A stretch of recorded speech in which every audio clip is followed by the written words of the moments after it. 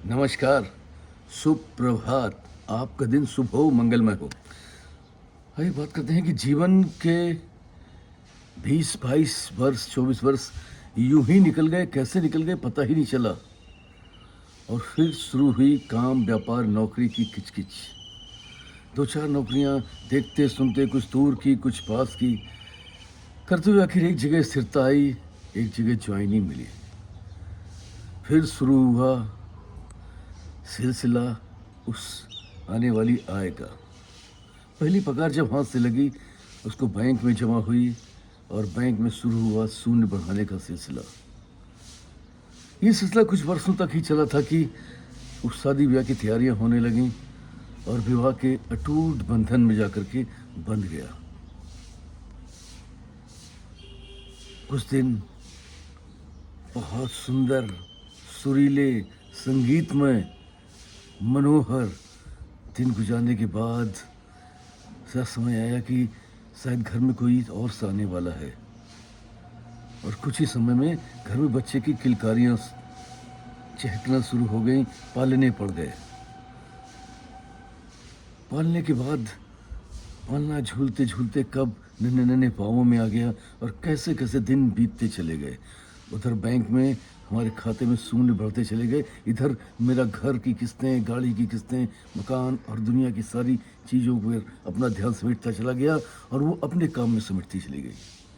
धीरे धीरे समय बीतता चला गया, बच्चा भी बड़ा होता चला गया और वो अपनी एक अवस्था पर आ गया था। उम्र लगभग 35 से 40 होने वाली थी। एक बार पुरानी यादों में खोया हुआ था कि लगा कि कैसे दिन थे, कितने सुनहरे दिन थे। हाथों में हाथे डाल करके हम लोग घुमा करते थे। तो मैंने उसको आवाज़ दी कि अरे सुनती हो, आज आ जाओ, कहीं चलते हैं, हाथों में हाथ डालकर कहीं घूम के आते हैं। अजीब सी नज़रों से उसने मुझे देखा और कहा, बस आपको तो बातें ही सूझती हैं, देख नहीं रहे कितना काम पड़ा हुआ है। और अपने पल्लू को कमर में खोसते हुए वो चली गई। मैं फिर उसी अधूरेपन में, उसी सिलसिले में फिर से इन्वॉल्व हो गया। बच्चा अपने पैरों पर खड़ा हुआ, जब उसके पंख फूटे और वो परदेश को चला गया। हम पति पत्नी जो है, उस घर में, जिस घर को बड़े उससे बनाया था, बड़ी मेहनत से, बड़े उम्मीदों से, बड़े सपनों से बनाया था कि जब हम बच्चे बड़े हो जाएंगे हम सभी मिलकर यहाँ पर साथ रहेंगे। अब हम दोनों के लिए वो अकेला घर काटने सा लगा। उम्र 55 की पार कर चुकी थी, 60 के आसपास आने लगी थी। उस बढ़ती उम्र में बालों ने भी अपना रंग छोड़ दिया था, आंखों में चश्मा भी लग गया था। एक बार घर के में बैठा हुआ ठंडी हवा का आनंद ले रहा था कि अचानक फ़ोन की घंटी बजती है। लपक के जब फ़ोन उठाता हूँ, उधर से आवाज़ आती है, वो मेरी बेटी की थी। वो बोलता है कि डैडी, मैंने यहाँ पर शादी कर ली है, अब मैं लगभग यहीं रहूँगा क्योंकि यहाँ से छुट्टियाँ मिलना बड़ा मुश्किल हो रहा था। तो ऐसा करिएगा, अगर आपको घर में अकेलापन लगे तो आप वृद्धाश्रम में अपनी वो जो बैंक के शून्य हैं उनको वृद्धाश्रम में जमा कर दीजिएगा, दान कर दीजिएगा और आप भी वहीं रह लीजिएगा। उसकी बातें सुनकर कुछ स्तब्ध सा था। उसने कुछ और औपचारिक बातें करी और अपनी बात खत्म करी। मैं एक शून्य में चला गया था, लेकिन अचानक मैंने आवाज़ दी। मैंने कहा, अरे सुनती हो, आओ हाथों में हाथ डालकर कहीं घूम कर आए। वो बोली मैं अभी आई। ये सुनकर के एकदम से चैतन्यता सी आ गई, आंखों में चमक सी आ गई, एक नई सी उमंग आ गई अंदर। लेकिन कुछ ही पल में वो सब कुछ जाता रहा। आंखें एकटक उसे देखती रही। वो मेरे पास आकर बैठी,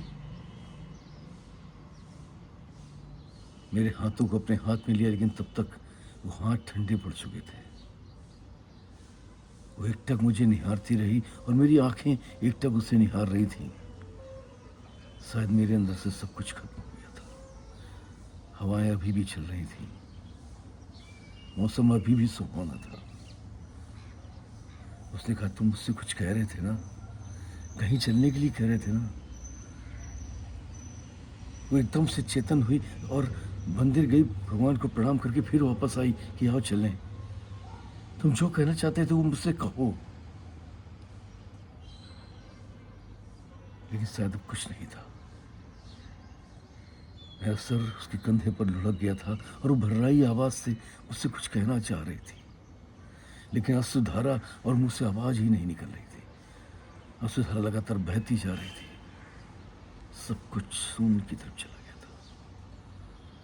दोस्तों, ये लाइफ आपकी है, ये आपकी अपनी लाइफ है। हर व्यक्ति अपनी किस्मत लेकर के पैदा होता है, इसलिए चिंता न करके अपनी जिंदगी को भरपूर जिए, क्योंकि कल कभी नहीं आता। जो आज है वही आपका जीवन है। तो आइए इस जीवन को बेहतर बनाएं, भरपूर बनाएं और खुशहाली के साथ अपने उन क्षणों को, उन एक ही क्षणों को भरपूर जिएं, क्योंकि कल दोबारा आएगा कि नहीं आएगा, ये जीवन दोबारा आएगा कि नहीं आएगा, किसी को नहीं पता।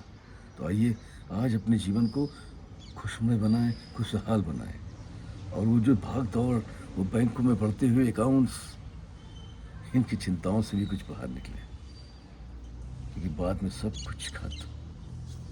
Wish you all the best. Thank you very much everybody. I love you all. फिर मिलूंगा किसी प्यारी थॉट्स कहानी के साथ, आपका दोस्त पीयूष रंजन। तब तक अपने जीवन को आज से ही संकल्प कीजिए कि हम बेहतर बनाएंगे और भरपूर जिएंगे। Thank you.